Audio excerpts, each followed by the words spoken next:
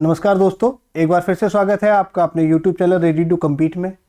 और आज हम लोग, जैसा कि पिछला वीडियो हम लोगों ने पर्यावरण शिक्षा के बारे में पढ़ा था और उसमें हम लोगों ने जाना था कि पर्यावरण क्या होता है, पर्यावरण की डेफिनेशन के बारे में जाना था, पर्यावरण की विशेषताएं के बारे में हम लोगों ने जाना था और पर्यावरण के प्रकार के बारे में जाना था कि कौन कौन से पर्यावरण के प्रकार होते हैं, जैसे कि प्राकृतिक पर्यावरण है, मानव निर्मित पर्यावरण है और सामाजिक पर्यावरण है। इन सब के बारे में हम लोग पिछले वीडियो में जान चुके हैं। आज हम लोग उसी के क्रम में आगे जानेंगे पर्यावरण की संरचना के बारे में, यानी कि स्ट्रक्चर ऑफ एनवायरनमेंट के बारे में। तो सबसे पहले पर्यावरण की स्ट्रक्चर को देख लेते हैं कि इसमें कौन कौन से भाग होते हैं। तो सबसे पहले इसमें होता है स्थल मंडल, जिसको लिथोस्फीयर बोलते हैं, और दूसरा होता है जल मंडल और इसको हाइड्रोस्फीयर बोलते हैं, और तीसरा होता है वायुमंडल जिसको एटमॉस्फेयर बोलते हैं।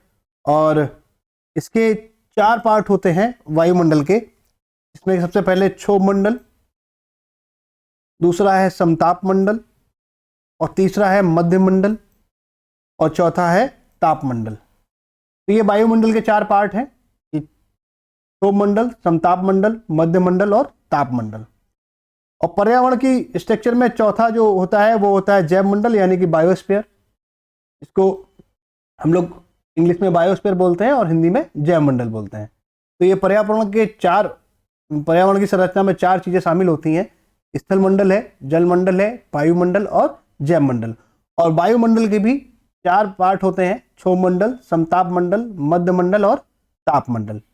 अब इनके बारे में जानेंगे कि आखिर क्या क्या होते हैं, और इनको एक शॉर्ट में इनकी शॉर्ट डेफिनेशन पढ़ते हुए चलेंगे कि क्या क्या चीजें इनमें शामिल होती हैं। तो सबसे पहले स्थल मंडल को देख लेते हैं। तो स्थल मंडल पृथ्वी का लगभग ये 29% भाग जो है स्थल मंडल होता है, और अधिकांश जीव जंतु, पेड़ पौधे और जो भी कुछ है जीवन का सार, वो सब कुछ स्थल मंडल पर ही उपलब्ध होता है, जिसमें पठार भी होते हैं, पहाड़ भी होते हैं, मृदा भी होती है, खनिज भी होते हैं। ये सारी चीजें स्थल मंडल पर अवेलेबल होती हैं। और स्थल मंडल जो है दो प्रकार से जीवों की सहायता करता है जीवन जीने में। एक तो ये आवास उपलब्ध कराता है, और दूसरा ये प्राकृतिक चीजें उपलब्ध कराता है, जिससे कि खनिज होते हैं वो भी इनको उपलब्ध कराता है, ठीक है ना, स्थल मंडल। इसके बाद देख लेते हैं जल मंडल को। जल मंडल जिसको हाइड्रोस्फीयर बोलते हैं, और पर्यावरण का ये एक महत्वपूर्ण घटक है, क्योंकि पृथ्वी पर स्थलीय व जलीय जीवन को संभव बनाने वाला प्रमुख कारण है। जो पृथ्वी है उस पर जो स्थलीय व जलीय जीवन को संभव बनाने वाला प्रमुख कारण जो है वो जल मंडल है। और जल मंडल के अंतर्गत जो भी भूमिगत जल है या फिर जो भूमि के ऊपर जल है, यानी कि जो भूमि पर जल है, वो सारी चीजें जल मंडल में शामिल है। और जल जो है अनेक रूपों में पाया जाता है, जैसे महासागर हैं, समुद्र हैं, झीलें हैं, बांध हैं, नदियां हैं, या आपके हिमनद हैं, ठीक है ना, जिसको ग्लेशियर बोलते हैं, ये सब। या फिर जो स्थल के नीचे भी भूगर्भिक जल है वो भी जल मंडल के तहत ही आते हैं। उम्मीद है आप लोगों को समझ में आया होगा इतना। इसके बाद हम लोग चलेंगे वायुमंडल की बात करेंगे, यानी कि एटमॉस्फेयर की बात करेंगे, जो जीवन जीने के लिए एक बहुत महत्वपूर्ण घटक है, और इसके बिना जीवन की कल्पना भी नहीं की जा सकती है।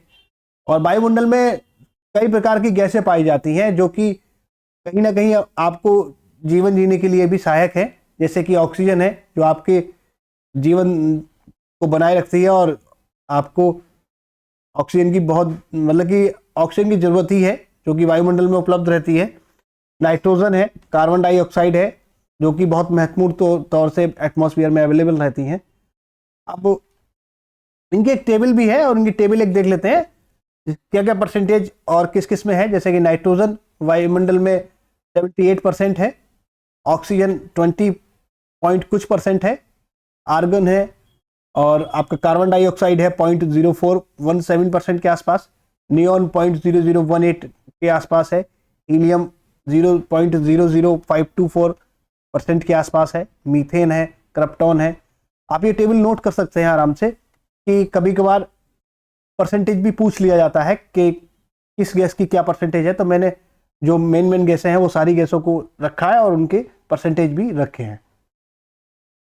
इसके बाद अब जो ये एटमॉस्फेयर है, इसकी कुछ लेयर्स होती हैं, इनके बारे में जान लेते हैं। सबसे पहले क्षोभ मंडल है। यह वायुमंडल की सबसे निचली परत होती है, जो ध्रुवों पर इसकी जो लंबाई होती है वो 8 किलोमीटर है और विषुवत रेखा पर इसकी ऊंचाई 18 किलोमीटर तक होती है। और आंधी है, बादल है, वर्षा है, जितनी भी प्राकृतिक घटनाएं होती हैं वो सब इसी में होती हैं, ठीक है ना। ये सब इसी लेयर में होती हैं। जितनी भी आंधी तूफान वाले जो घटनाएं हैं और जो बारिश होना है, ये सब प्राकृतिक जो घटनाएं हैं वो सब इसी में होती हैं, यानी कि क्षोभ मंडल में। इसके बाद समताप मंडल यानी कि स्ट्रेटोस्फेयर, जो कि ये है, और ये वायुमंडल में के ऊपर पाया जाता है। इसकी ऊंचाई विषुवत रेखा पर 18 किलोमीटर और से लेके 50 किलोमीटर तक होती है। और इसी मंडल में ओजोन लेयर भी होती है। कौन सी होती है?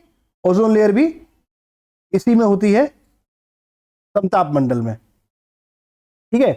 इसीलिए इसको ओजोनोस्फीयर भी बोलते हैं, इसको ओजोनोस्फीयर भी बोला जाता है। और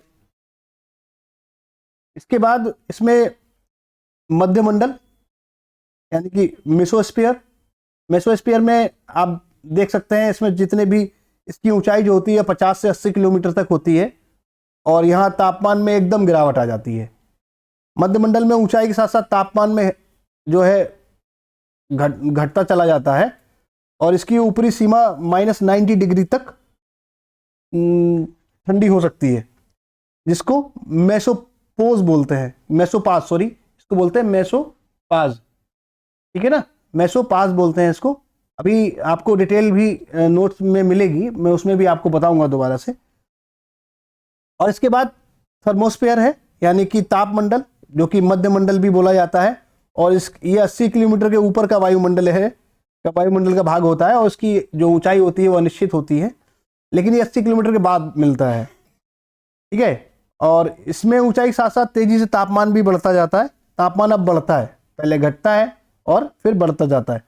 इस मंडल में तापमान अत्यधिक होने के बावजूद गर्मी महसूस नहीं होती, क्योंकि इस ऊंचाई पर गैसें अत्यधिक विरल होती है, यानी कि जो है इसमें जो है विरल हो जाती हैं गैसें और बहुत कम ऊष्मा ही रख पाती हैं गैसें, तो यहाँ पर गर्मी का एहसास नहीं होता, लेकिन टेम्परेचर बहुत अधिक होता है। चलिए तो इनको डिटेल से जान लेते हैं एक एक करके। तो सबसे पहले क्षोभ मंडल को जानेंगे। तो यह वायुमंडल की सबसे निचली परत होती है, जो ध्रुवों पर 8 किलोमीटर तथा विषुवत रेखा पर 18 किलोमीटर की ऊंचाई तक पाई जाती है। क्षोभ मंडल में वायुमंडल का कुल राशि का 90% भाग पाया जाता है। आंधी, बादल, बारिश आदि प्राकृतिक घटनाएं मंडल में गठित होती हैं। इस मंडल की ऊंचाई सर्दी की अपेक्षा गर्मी में अधिक हो जाती है। इस मंडल की ऊपरी सीमा को क्षोभ सीमा भी कहते हैं। तो आप लोग नोट्स बनाते रहिएगा, और इसमें जो भी इंपॉर्टेंट है, जैसे कि आंधी बादल की घटनाएं कहाँ होती है, वो क्षोभ मंडल में होती हैं, और ऊपरी सीमा जो होती है उसको क्षोभ सीमा कहते हैं। और इस मंडल में ऊंचाई, इस मंडल की जो ऊंचाई है वो सर्दियों में जो है अपेक्षाकृत गर्मियों में अधिक हो जाती है। तो आप ये चीजें इसमें नोट कर लीजिएगा, और यही इन्हीं से क्वेश्चन भी आते हैं। इसके बाद हम लोग देखेंगे समताप मंडल को। समताप मंडल में जैसे कि मैं बता चुका हूं, यह वायुमंडल में क्षोभ मंडल के ऊपर पाया जाता है और इसकी ऊंचाई विषुवत रेखा पर 18 किलोमीटर से लेके 50 किलोमीटर तक पाई जाती है। इस मंडल में ओजोन परत पाई जाती है, इसलिए इसको ओजोनोस्फीयर भी कहा जाता है। इसके बाद मध्य मंडल है, मेसोस्फीयर, यानी कि इसकी ऊंचाई 50 से 80 किलोमीटर तक होती है तथा तापमान में एकाएक इसमें गिरावट आ जाती है, यानी कि अब टेम्परेचर क्या हो जाता है, लो हो जाता है एकदम। और मध्यमंडल में ऊंचाई के साथ तापमान में ह्रास होता है। इसकी ऊपरी सीमा -90 डिग्री सेंटीग्रेड द्वारा निर्धारित होती है, यानी कि -90 डिग्री जहां हो जाती है तो ये इसकी लास्ट सीमा होती है, वो जिसको मेसोपाज बोलते हैं, ठीक है ना। ये क्वेश्चन आता भी है कि मेसोपाज किसको बोलते हैं। तो जो 90 डिग्री की, जो -90 डिग्री सेंटीग्रेड की जो सीमा होती है क्षोभ मंडल की, मध्य मंडल की, उसको ही हम मेसोपाज बोलते हैं। इसके बाद देख लेते हैं मध्यमंडल को, सॉरी मध्यमंडल तो हो ही चुका है। इसके बाद देख लेते हैं हम लोग तापमंडल को। तापमंडल में जो इसकी ऊंचाई होती है 80 किलोमीटर के बाद का जो क्षेत्र होता है वो तापमंडल कहलाता है, और इसकी ऊंचाई जो है अनिश्चित होती है, लेकिन यहाँ पर तापमान एकाएक बढ़ जाता है। ऊंचाई के साथ तेजी से तापमान बढ़ता है, लेकिन यहाँ पर गर्मी नहीं एहसास होती है, क्योंकि यहाँ पर जो गैसें होती हैं वो अत्यधिक विरल हो जाती हैं, जिससे कि ऊष्मा का पता नहीं लगता है, ठीक है ना। वो ऊष्मा रख नहीं पाती है अपने पास में, तो हमको गर्मी का एहसास नहीं होता, लेकिन यहाँ पर तापमान बढ़ता है।